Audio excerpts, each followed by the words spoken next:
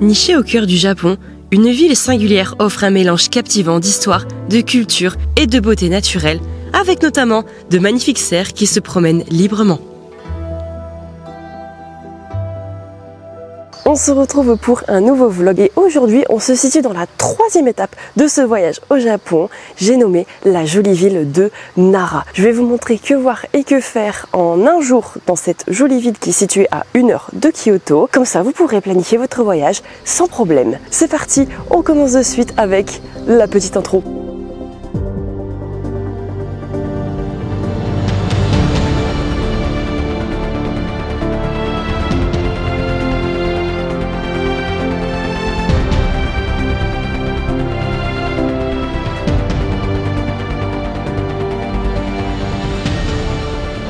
Après avoir quitté notre étape précédente, Koyasan, nous nous dirigeons vers Nara, qui fut la première capitale permanente du Japon. Cette ville charmante est un trésor de temples anciens et de parcs luxuriants. Nara montre encore les vestiges de l'influence chinoise puisque le bouddhisme s'est grandement développé dans cette région après avoir été introduit par les Chinois au 5e siècle.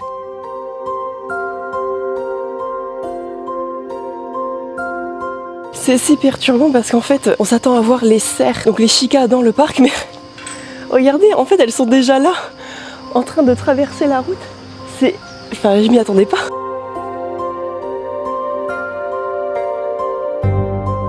Waouh, c'est magnifique.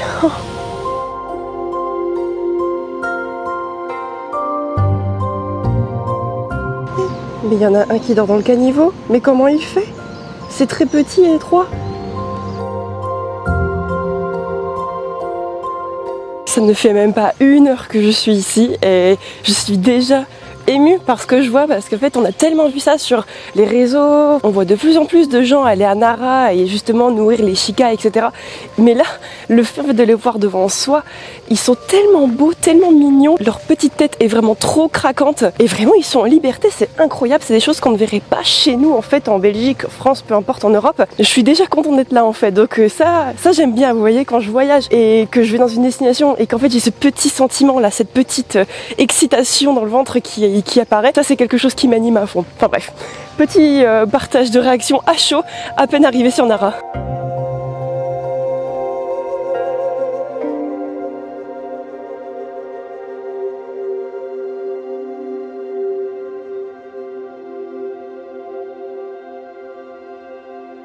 Je me trouve désormais dans un endroit qui est absolument incroyable et qui est un peu à l'écart des autres temples, vraiment au fond du parc de Nara. Il s'agit d'un temple classé au patrimoine mondial de l'UNESCO. Nous sommes ici au temple de Kasuga Taisha.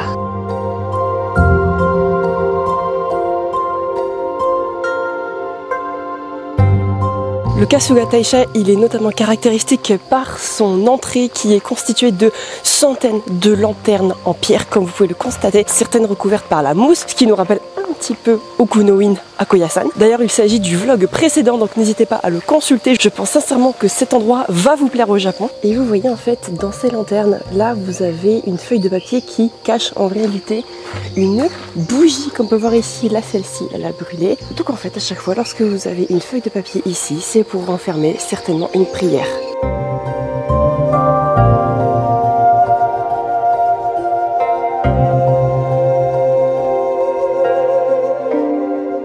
Et contrairement aux autres temples que vous allez trouver sur Nara, ici nous sommes dans un temple shintoïste et non bouddhiste. Entre les piliers vermillons du temple et ces milliers de lanternes, qu'elles soient en pierre ou en bronze, on s'accorde ensemble pour dire que ce temple est absolument photogénique. Mais il est dit qu'à l'intérieur du temple Kasuga Taisha, vous avez d'autres types de lampes qui donnent un charme fou à ce lieu.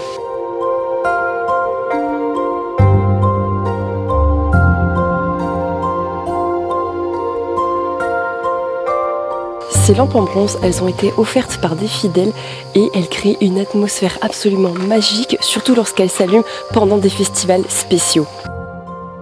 Et si vous cherchez bien dans l'enceinte du Kasuga Taisha, vous trouverez une petite pièce plongée dans l'obscurité dont la seule source de lumière provient des lanternes de bronze allumées. Un moment enchanteur qui nous transporte dans un joli spectacle serein. Par contre, le temple n'ouvre qu'à 9 h, donc il n'y a pas besoin de se lever tôt pour y aller. Attendez l'ouverture.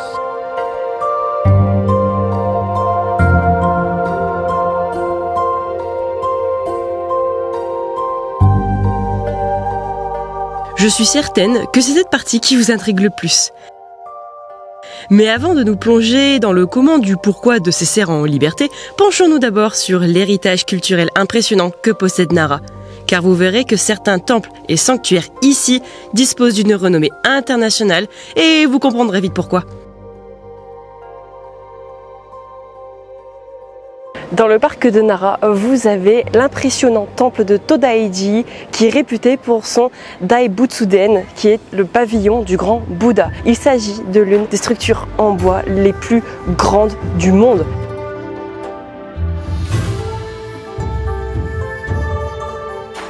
Et notamment, la fonction de ce pavillon, elle est d'abriter une gigantesque statue de Bouddha en bronze qui fait presque 15 mètres de haut. Et c'est pas rien.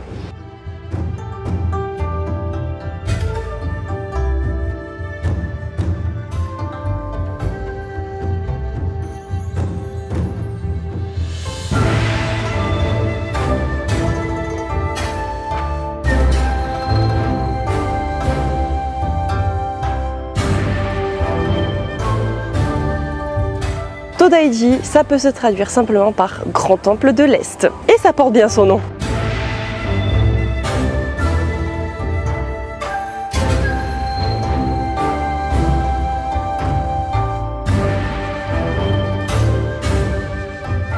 Le Daibutsuden, il ouvre, il me semble, assez tôt le matin. Donc, comme il y a vraiment du monde, vous voyez, à 10 h, il y a des cars qui débouchent, c'est l'horreur. Essayez d'y aller le plus tôt possible pour éviter les attroupements. Tu veux une glace? Dis donc, Thiel, c'est tes copines, hein, c'est pas possible. Ça, ce sera mon petit déj du jour, donc un dorayaki, donc des pancakes fourrés avec de la pâte azuki à l'intérieur. Oh non, il l'a vu, c'est sûr. Oh non. J'essaie de prendre mon petit déjeuner tranquille, mais elle me suit partout.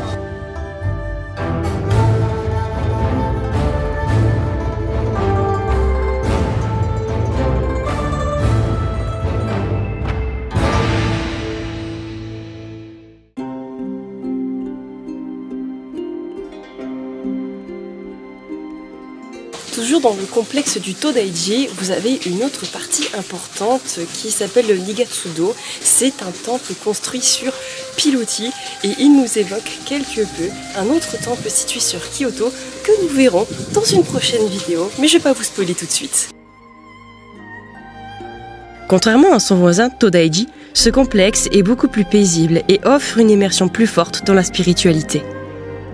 L'ensemble des temples du Nigatsudo furent presque complètement détruits par un incendie conséquent durant le XVIIe siècle. Mais par chance, ils ont pu être restaurés à la perfection quelques années après le drame seulement. Et c'est depuis ce temple que vous trouverez l'un des meilleurs panoramas sur toute la ville de Nara.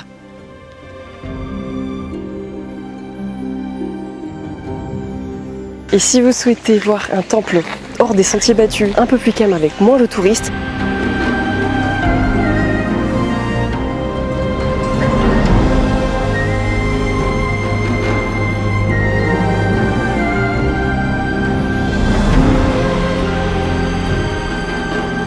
ce temple il est plus reculé, là il n'y a vraiment pas beaucoup de monde. On dit souvent que ce temple c'est un peu le temple oublié de Nara. Il n'est pas très grand mais il est assez unique aussi, il est beaucoup plus calme et à mon sens moins touristique. Si vous voyez ces morceaux de papier qui sont enlacés sur ces bouts de bois, c'est en fait des mauvais présages qui ont été tirés parce qu'en fait dans certains temples vous pouvez tirer des présages, ils peuvent être mauvais ou bons et s'ils sont mauvais, vous les nouez ici pour faire en sorte qu'ils ne se passent pas. Je pense que vous avez été suffisamment patiente et patient. Il est temps maintenant de découvrir la particularité du parc de Nara et le mystère qui entoure ces superbes créatures. Oh non, non, oh non, non, non, non mais, ah non mais ça c'est trop.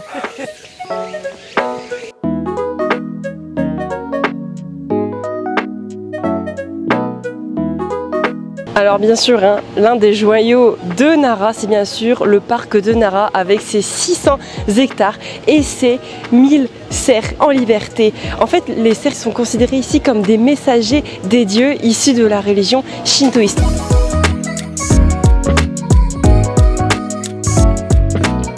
Et donc, quand vous promenez dans le parc, vous trouverez des vendeurs de crackers. Ils sont des casse-croûtes à leur donner. Il y a un rituel à faire. Vous donnez un cracker, vous vous inclinez et en retour, normalement, le chica va s'incliner et vous pouvez lui donner le biscuit. Par contre, ce que je vous conseille, c'est que si vous voulez interagir avec les cerfs, je ne vous conseille pas forcément de le faire dans le parc ici parce que il y a beaucoup de passages, les animaux sont très sollicités. Je vous conseillerais plus d'aller dans la forêt, là où ils sont peut-être un peu moins stimulés. Et surtout, attention, parce que ce qu'on voit sur les réseaux sociaux comme quoi c'est tout beau, c'est tout mignon, ils peuvent être un petit peu agressifs parce que comme ils savent qu'on a à manger, ils savent qu'ils peuvent demander. Vous voyez ce que je veux dire? Donc faites attention, vous voyez, ils peuvent très bien arracher les sacs, ils peuvent vous frapper aussi et ils peuvent vous mordre.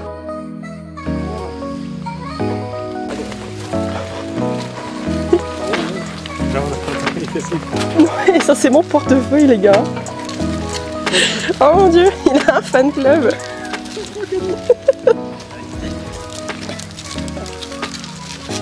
Il n'arrive pas à saluer tellement il est entouré. Non mais donne pas tout non plus hein. Le mâle il n'arrête pas de le suivre en fait. Oh. Oh. Non mais alors lui il est vraiment pas gentil. Non mais c'est grave par contre. Il veut lui mordre le cul. Oh non mais faites attention. Alors c'est bien ce dont à quoi on s'attendait, donc il faut vraiment faire attention. Fermez bien vos sacs et ne prenez pas la nourriture avec vous dans le parc parce qu'elles le sentent. Faut pas prendre peur, mais c'est juste qu'il y en a certaines qui peuvent être assez hargneuses. Je n'ai rien du tout, je n'ai pas à manger.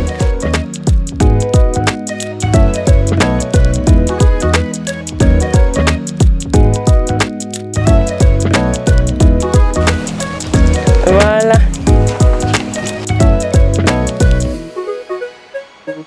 À côté du Todaiji, elles se sont trouvées un petit point d'eau pour se rafraîchir. Parce qu'aujourd'hui il fait vraiment chaud les pauvres.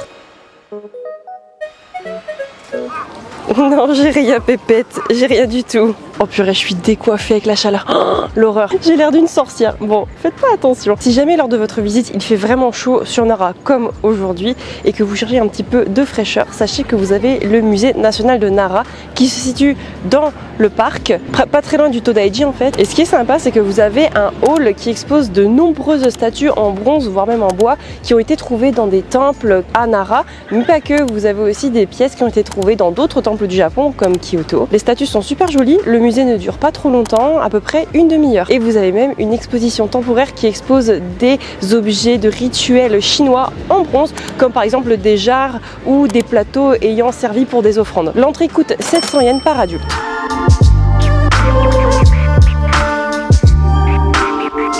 Il faut savoir qu'à Nara, il y a aussi pas mal de spécialités locales à tester, notamment les mochi, enfin vraiment dans la région de Kyoto, tout ce qui est par exemple kuromi mochi ou alors yakimochi, etc. Toutes ces préparations à base de pâtes de farine gluant, c'est quelque chose qui est assez populaire et il y a une adresse qui est réputée notamment pour sa démonstration de préparation de pâte à mochi qui est assez violente. Elle a fait le tour sur le réseau. Je pars jeter un œil pour voir si c'est ouvert et si je peux surtout consommer un mochi parce que moi vous savez que j'adore tout ce qui est daifuku, donc c'est mochi avec un fourrage à l'intérieur, donc de fraises, etc. Ou tout simplement la pâte à mochi toute seule, en fait, j'adore ça. Par contre, c'est pas dans le parc, donc il faut sortir. Donc c'est ce que je vais aller faire. Croisons les doigts pour que ce soit ouvert.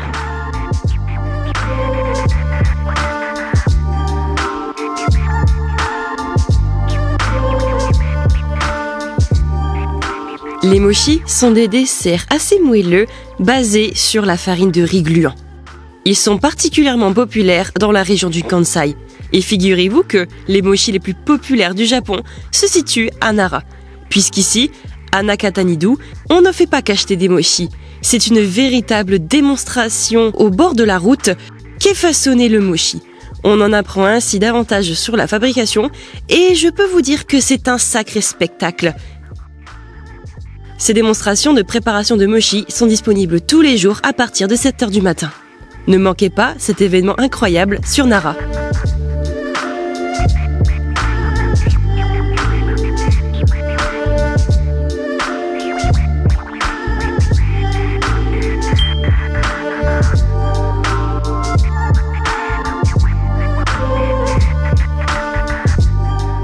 Alors sachez qu'à Nara, il n'y a pas tous les temples qui sont situés dans le parc de Nara. Vous en avez notamment un qui est situé à l'extérieur. Vous pouvez le visiter par exemple sur le chemin du retour. Il est assez joli, vous avez notamment ici son hall doré, donc qui renferme un Bouddha doré qui est exceptionnel. Sauf qu'en fait il y a d'autres choses à voir dans ce complexe, mais comme vous allez le voir, voilà. Donc en fait il y a une pagode à 5 étages qui se trouve normalement dans ce complexe, mais en fait elle est en construction, donc je ne peux pas la visiter ni vous la montrer. En fait elle est juste en face du pavillon doré, mais c'est pas très joli. Mais bon, au moins c'est à dire qu'elle sera refaite à neuf quand vous irez la visiter.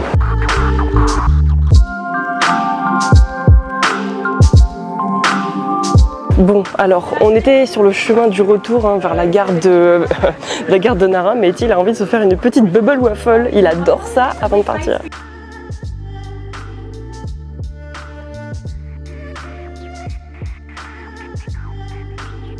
Il pète un câble. Il pète un câble. Do you know how to? I suggest the eating style is use hand to taste one by one tree. Already with. Okay, no. Oh my god, he didn't wait for me.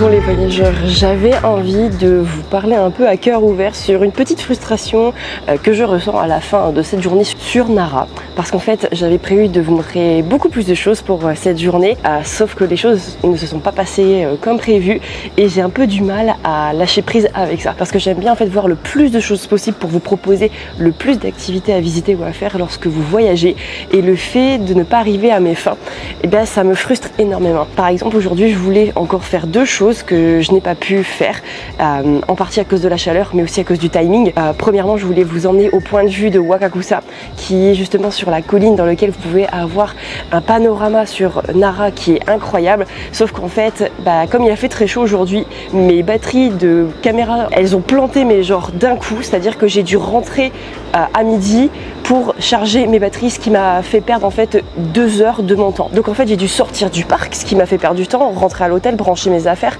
revenir, et en fait lorsque je suis arrivée il était quoi, 15h40. En fait comme je ne savais pas comment faire l'ascension du Wakakusa et je ne savais pas combien de temps ça allait prendre, en fait il y avait 20 minutes à pied déjà pour aller à un certain point, une plateforme, et ensuite tu savais pas combien de temps tu prenais pour monter. Donc en fait je me suis dit en fait c'est trop tard parce qu'on doit retourner sur Kyoto pas trop tard au soir, donc j'aurais jamais le temps de le faire. Et j'avais aussi envie de faire les jardins traditionnels de Nara, mais malheureusement lorsque je suis arrivée c'était fermé. Donc voilà, je suis un petit peu dégoûtée. J'essaie de relativiser, de me dire que j'ai fait des belles choses et que déjà ça peut vous donner une belle idée de que voir et que faire sur Nara. Peut-être que déjà ce que vous avez vu aujourd'hui ça vous suffit. Voilà, si vous trouvez que c'est un peu light, je m'en excuse, j'aurais aimé vous montrer beaucoup plus. J'espère juste que pour les prochaines journées ce sera pas décevant comme ça. En tout cas je fais de mon mieux, mais bon ça me rappelle aussi que je suis humaine et que je ne peux pas tout contrôler et que malheureusement dans les voyages il y a des galères. Et en effet dans ce voyage il y en a eu des galères. Mais bon, tout ça pour dire que cette journée à Nara c'est terminé et que là on se trouve à Kyoto pour se rendre dans une autre destination, et ce sera le sujet de notre prochain vlog qui est Uji, la ville du matcha. J'espère que ce vlog vous a plu. Si c'est le cas, n'hésitez pas à liker la vidéo pour l'aider au référencement et dites-moi en commentaire ce que vous en avez pensé et si vous souhaitez visiter Nara. Si vous voulez voir la suite du voyage au Japon et en Asie, n'hésitez pas à vous abonner sur cette chaîne pour être notifié de la publication des vidéos. Sur ce, je vous dis à très bientôt pour le vlog à Uji. Tchuss!